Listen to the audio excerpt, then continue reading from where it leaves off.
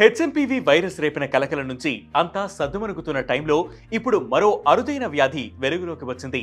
మహారాష్ట్రలో ఈ వ్యాధి విజృంభణ ఆ రాష్ట్ర ప్రజలను కలవరపెడుతోంది. పూణేలో ఇప్పటి వరకు 100కు పైగా కేసులు నమోదయ్యాయి.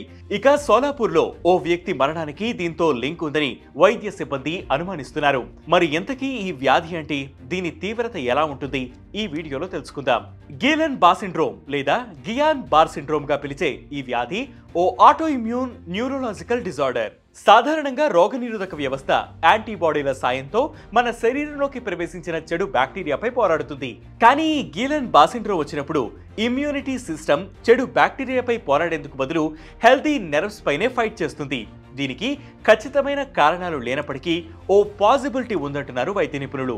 అదేంటంటే, మన బాడీలోకి ఇన్ఫెక్ట్ అయిన బ్యాక్టీరియాపై ఉండే కెమికల్స్ ఒక్కోసారి నరాల కణాలను పోలి ఉంటాయి. సో ఇమ్యూనిటీ సిస్టమ్ ఈ రెండిటికి మధ్య ఉన్న తేడాను గుర్తించలేకపోతుంది. దీంతో అది మన నరాలను చెడు బ్యాక్టీరియాగా పొరపడి అటాక్ చేస్తుంది.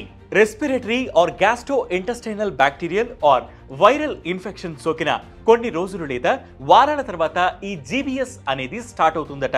సాధారణంగా క్యాంపిలోబాక్టర్ జిజుని అనే బ్యాక్టీరియా కారణంగా ఈ జీబీఎస్ వస్తుంది. దీంతో వాంతులు, డయేరియా వంటివి వస్తాయి. రేర్ కేసెస్ లో వ్యాక్సినేషన్ లేదా సర్జరీల వల్ల కూడా ఈ జీబీఎస్ సోకే అవకాశం ఉంది.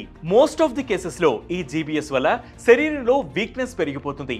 అయితే కొన్ని సందర్భాల్లో దీని తీవ్రత పెరిగి పెరాలిసిస్ కు దారితీసే ప్రమాదం ఉంది. ఈ ఇమ్యూనల్ రిలేటెడ్ నెర్వ్ డ్యామేజ్ తగ్గించేందుకు plasma exchange, intravenous immunoglobulin therapy అనే 2 పద్ధతులు ఉంటాయి. వీటి ద్వారా బాధితులు కాస్త రిలీఫ్ పొందవచ్చు. దీని నుంచి రికవర్ అవ్వడానికి కొందరికి వారాలు పడితే మరికొందరికి సంవత్సరాలు పడుతుందని వైద్యులు చెబుతున్నారు. ఇది వాటి ట్రెండింగ్ ఎక్స్ప్లెయినర్. దీనిపై మీ అభిప్రాయాన్ని కింద కామెంట్ సెక్షన్ లో మెన్షన్ చేయండి. ఇలాంటి ట్రెండింగ్ ఎక్స్ప్లెయినర్స్ ఎప్పటికప్పుడు తెలుసుకునేందుకు వెంటనే వేటి న్యూస్ యాప్ ని డౌన్లోడ్ చేసుకోండి. వేటి న్యూస్ తెలుగు యూట్యూబ్ ఛానల్ ని సబ్స్క్రైబ్ చేయండి.